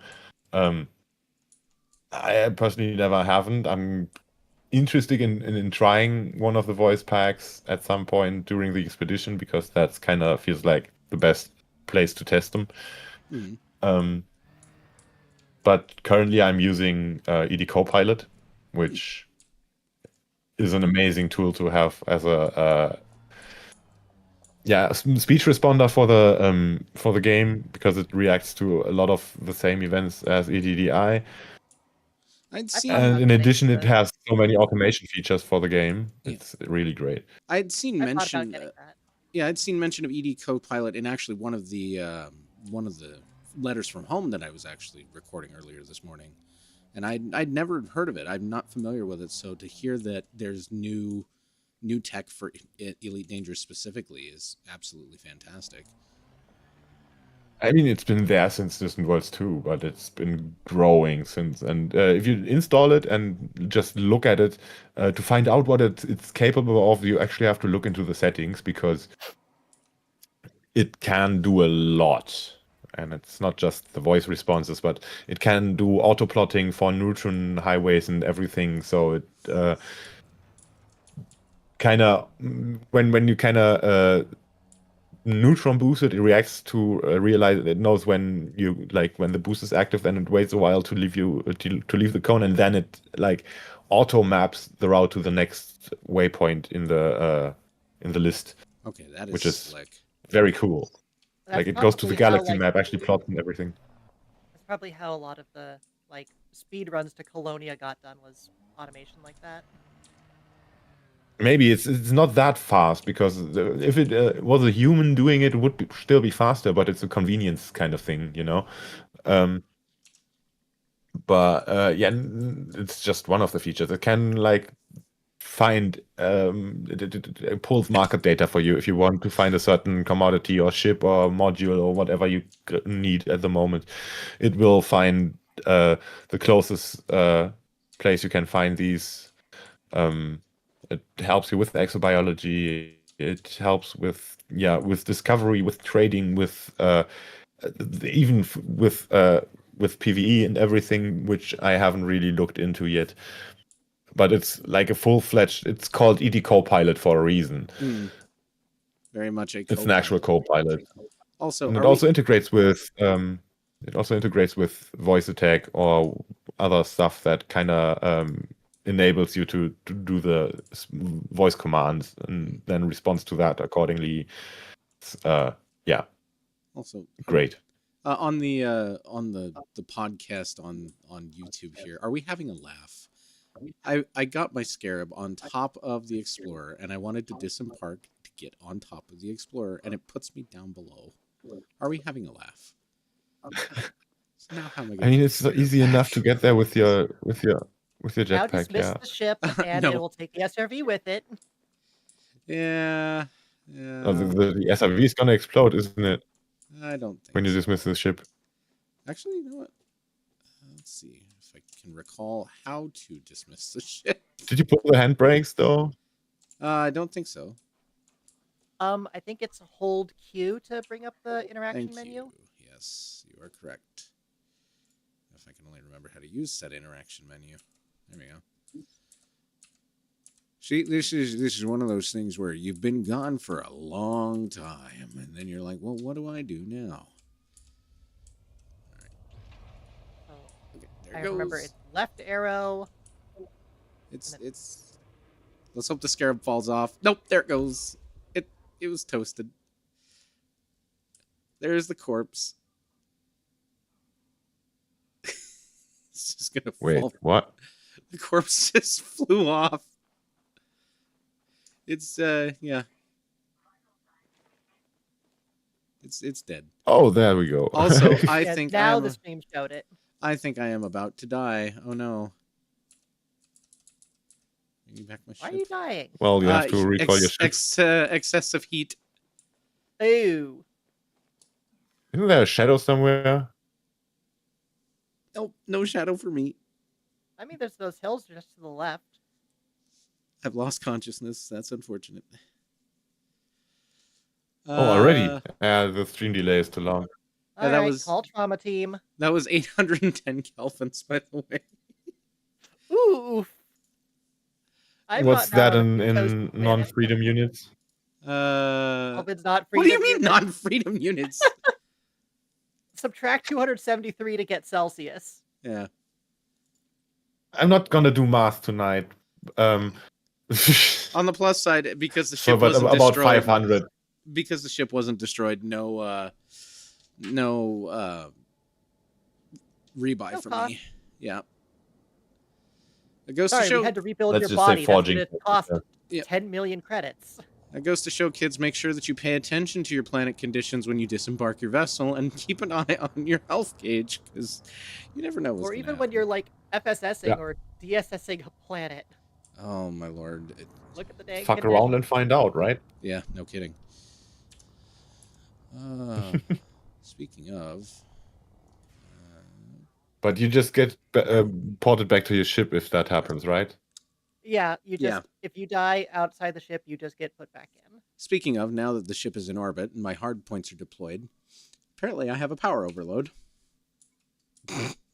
Okay, sure. Someone didn't set their power management right. Apparently not. Yeah, you have Okay. to set your priorities. Why do I know? Life Why do I support, have FSD 121% usage? Hello. Okay, you know what? The hell with it. I'm gonna just I mean, the SRV base take a lot of power, I think. do they. SRV really? and shields. Yeah, shields are a guarantee. Yeah, who needs shield? AFMU. Of course. AFMU only turns on when I need it.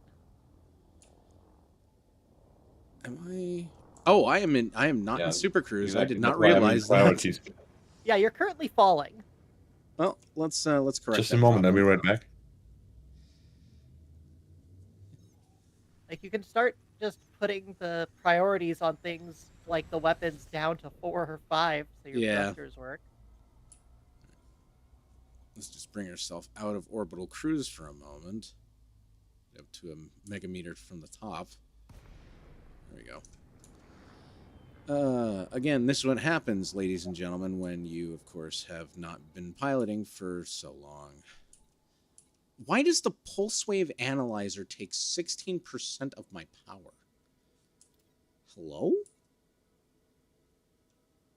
Gotta send out a big enough pulse to hit all those rocks. No kidding. Shield boost. All right. again.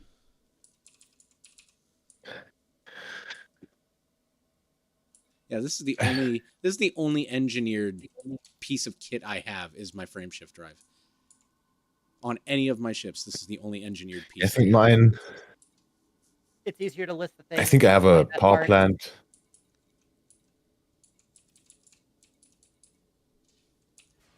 Yeah, engineering is one of the parts of one of the things I actually considered doing, but haven't because what else do I need besides the frameshift drive?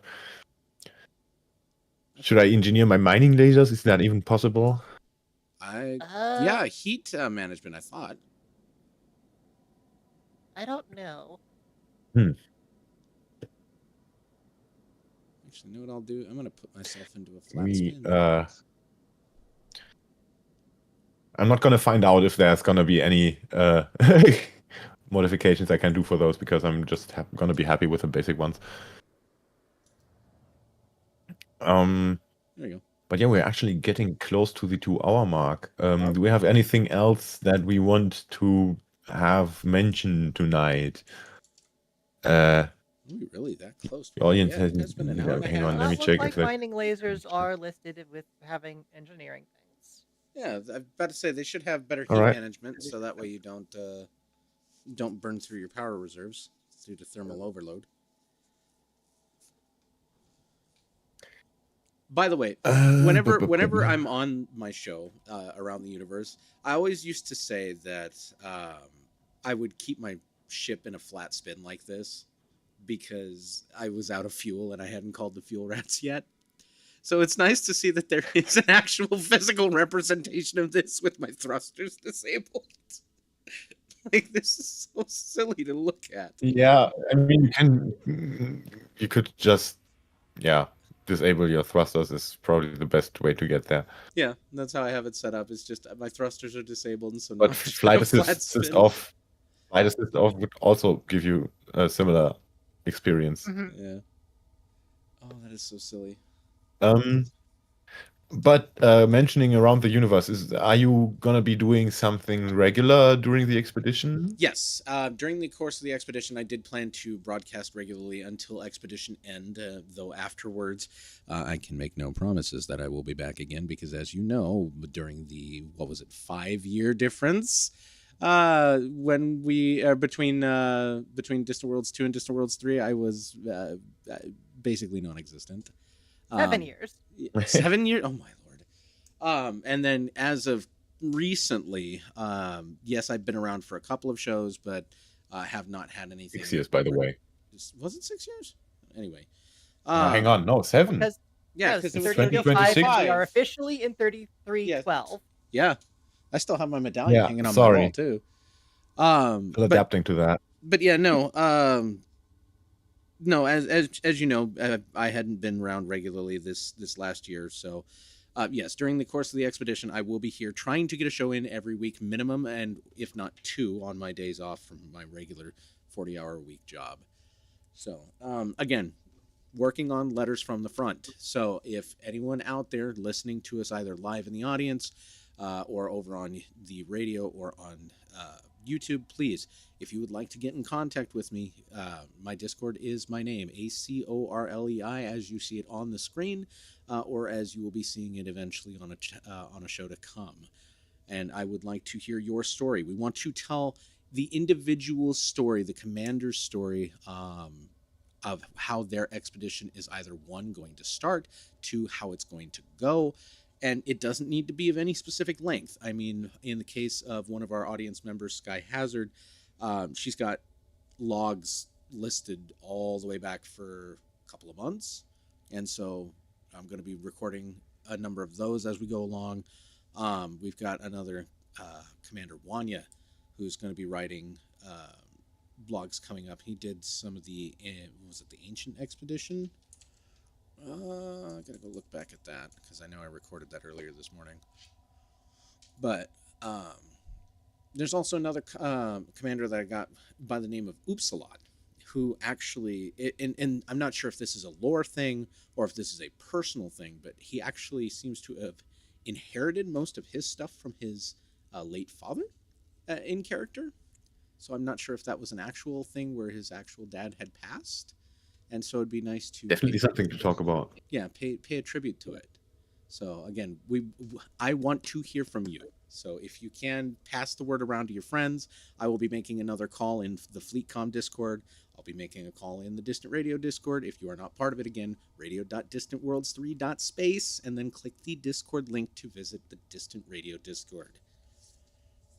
Yeah, I'm thinking about adding an email button too, or a form. I mean, maybe we just should add a category for tickets on the main Distant Worlds website to just wondering, you just looking for written testimony, right?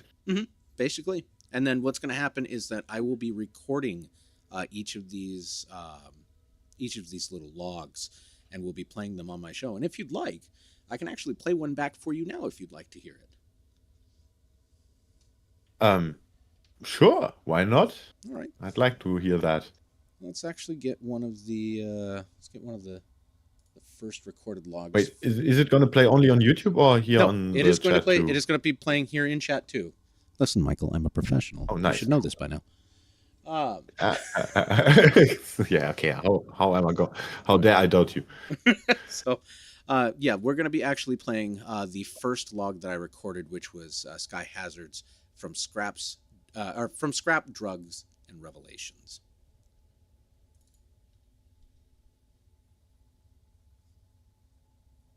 If it loads. There it is. Thank you. Come on, machine, catch up with me. Thank you.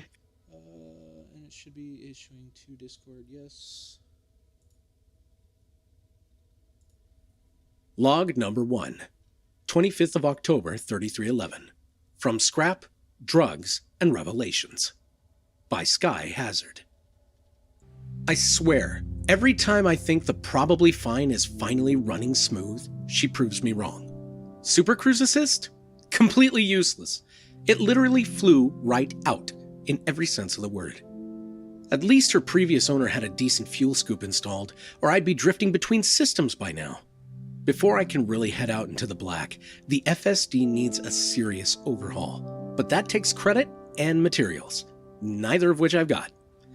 So I'm running delivery jobs all across the bubble again and picking up whatever I can find in between. Buy it? Sure, if I had the money. But why spend non-existent credits when you can cobble it together from scrap, dust, and dumb luck? The guy who sold me the probably fine generously threw in an SRV. I swear, that thing looks like it's fallen through the atmosphere 3 times, upside down. I packed a few extra rolls of duct tape, just in case. Probably wasn't a gift at all. He just didn't want to pay the disposal fee. First test drive and the drive assist went nuts. Out it went. I honestly don't know why they call these things assistants. They assist nothing. At least the night vision finally works again. Ship and SRV both. Amazing how much better you land when you can actually see where you're going. Today, I'm in the Hyades sector AQ-Y D81, looking for meta-alloys that are supposedly just lying around. So far, no luck. Big surprise. Those hot tips usually turn out to be cold garbage. I did find a crashed ship though. Restricted site, guarded by drones. Always a great idea to poke around in places like that. Between a few sellable goods, there was an occupied escape pod. Makes you wonder why the wreck was sealed off in the first place. Were they just gonna leave the poor guy there? Anyway, grabbed the pod, set course for the nearest station. Dropped off the pod and the scrap, no questions asked, no answers given. Typical day in the outer bubble. Still no meta-alloys though, so I'm heading back out. I swear, one day I'll just make my own. While I was out scanning the void, a weak distress signal popped up from a nearby moon. I thought about ignoring it, but then, well, looking at the probably fine, I figured I might need someone to stop for me someday too. So I went. 3 escape pods, 3 survivors, and a nearby cargo container neatly labeled drugs. Real subtle. They could have at least gone with pharmaceutical products. Explains why they crashed though. One of the containers was half empty. Of course, I picked up everything. Pods, cargo, the lot. The lucky 3 are safe now, and their shipment? Let's just say I already have a buyer in mind. Sometimes the universe just drops little gifts in your lap if you happen to stop at the right moment. No meta-alloys, but 3 lives saved and a potential bonus in premium space narcotics. Sounds like a good day for the probably fine. Later that evening, I docked at Shea Prospect to offload the goods on the black market. They paid me way more than I expected. Guess they really needed the stuff. Anyway, made some credits, then hit the bar. I just wanted a drink, but ended up talking to some guy who explained that meta-alloys weren't just any alloys. They're Thargoid tech. Well, there's today's lesson. I know what Thargoids are. Who doesn't? And that the last Titan just got blown to pieces a year back. But where I'm from, that was all just distant history. I never planned to meet one of those things up close. Sure, I figured I'd maybe go to one of the wrecks someday, but not that close, damn it. I've heard the place is super corrosive, literally. Then again, corrosion isn't exactly the probably fine's biggest problem. So yeah, tomorrow it's off to a Thargoid Titan. Of course it is. What else would I be doing? For now, one more drink. Sky Hazard, signing off.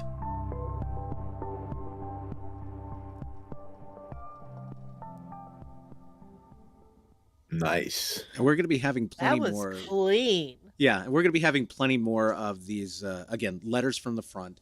I'm trying to provide each commander their own personality or character. And I know Wanya's going to hate me because I recorded his with a very poor German accent. So, um, as time progresses, though, and as of course we get more letters in, we might see either one. The characters will either stick out, and you'll know who's who by the time you start listening, or they might all come together as kind of a just a generic, hey, I'm reading this from a letter. But yeah, I want to try and again give each commander their own personality, and I want to help bring your writing to the forefront. And that's why when I originally talked with Sky after finishing that recording, I was like, here, do you want me to make any changes to the music? Do you want me to make any changes to the way I pronounced anything? Do you want me to make any changes to how you sound as a commander? It's like, no, that sounded almost exactly as I would have done it myself. So Yeah, that really was great. So I'm looking forward to hearing more like that. well, again, my recordings come in from the material I get. So if I'm not getting material, we're not getting any more recordings. So I'm gonna try and I mean, get as... I think the reading still plays a big role in how it comes across. Definitely. Well, we're gonna try and I'm gonna try and throw out another big call in FleetCom and see if I can get some more bites. And there's one person in particular I'm waiting to hear from, and his name's Phantom. Because again, I know his writing. It is fantastic. And again, he writes for a YouTube channel called The Galactic War, which is basically an overview of the Helldivers Galactic War. So I know he has the skill to write stuff out, but I know he's also currently busy with his own personal health issues and personal projects. So plenty more to come in the future. By the way, while we're talking about commander contributions, don't forget to fill out your commander bio on the Distant Worlds website, because we're going to, well, I'm not going to say, yeah, we're going to try and find the best ones, because if that's going to be many, we will obviously have trouble going through everything, but we're going to make a combined effort in the entire Distant Worlds organization team to find the best bios. I'm not going to go into what best actually means in this context, because we want you to be creative in your way and the way you want to roleplay your commander. If you want to roleplay, I mean, that's just if you're actually role-playing or have something about your background and everything, just make sure you put it into your commander bio, if nothing else. Over the course of the expedition, we're going to look through those, and definitely going to present some on the radio. And if you're wondering what that looks like, you can actually take a look at the podcast screen on YouTube that shows you, if you've already signed up your commander, you can edit them. And it says, you're welcome to tell us about your commander. Write a story. Once you've done that, fantastic. Validate your edits and exit. If you are also writing about your ship, you can do that as well, which you can do that just simply by clicking on your ship. And look at this. Yeah, exactly. Tell us about it. That looked good. It doesn't have to be much. The thing is, it has to kind of be personal and feel like I don't know. I'm not gonna go into much more, but you know what I mean, I guess. Just be sure to fill something in there, and you might get featured on the radio. Um, You don't have to write a book. Just again, write just something abusing you for interesting. content. Yeah. Yeah, make it Your interesting. creative Exactly. legs. Yeah. Um, but yeah, I think we can call it with that because yeah, I'm gonna obviously try doing some shows during the weeks of the expedition.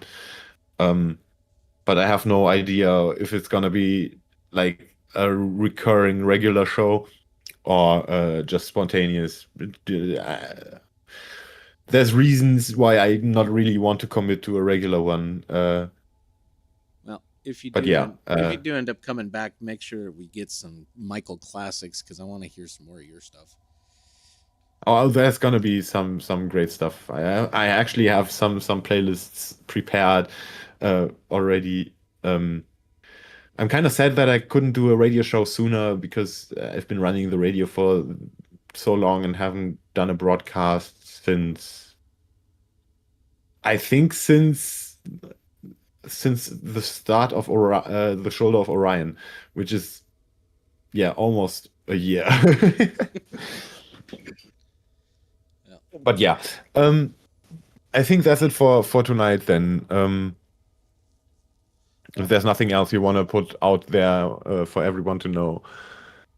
I've got nothing, and it's been a pleasure. All right. Yeah, it was. It was just nice talking about whatever during one of the episodes. It's kind of how I want the podcast to look like anyway, or to sound like actually. Just a bit more There's no harm in having a little bit of relaxed, improvisation, you know? not too focused on staying on topic, you know. Right. Let's relax before we're all horribly stressed out. Exactly. That's we don't need to have Although I think you add had a any lot more of stress stresses. starting this. Yeah. Yeah, We're glad that we got it figured but out. that Though. That's happens, priority. and I'm not going to be as negligent in the future. We have a huge lineup of guests. I need to just get the dates locked in for. So yeah, there's going to be that. Next episode is going to be, as I said earlier, on the 16th. Same bad. Oh, sorry, I was about to quote Linus, but same great place, same great channel. Yeah, you too. Thank you for being here. The audience, of course, thank you for listening or watching Macaulay just float without control through space I'm for currently minutes I'm on end. currently plummeting. By the way, I was at 1 megameter. We are now at 500 kilometers. Oh, nice. We're probably not going to be able to watch you crash. I mean, it's 500 meters per second, as at least it looks like that, Oh, which no. would still be a few minutes. Yeah. So I've got one So I got one final thing that I'd like to close out with before we end it. yes. So today's episode of the Distant Worlds 3 podcast was sponsored by Water. Water, you can find it in icy rings near you. It sells for pennies on the dollar, and you need it to survive. Water, drink it or die. All right. Yeah. And on that note, I Definitely. think that's it. Yeah, that's it. Again, thank you for being here, and we're gonna catch you guys in 2 weeks, or in between. Who knows? Have a good night. Happy New Year again. Happy New Year again, Happy by the way. Look that 3312. up by Yep. Happy the 3312. the old New Year is gonna be the old New Year is gonna be happening in 2 weeks. So look that up as a like kind of homework assignment. And with that, I'm going to stop the broadcast. Goodbye. Ciao. All right.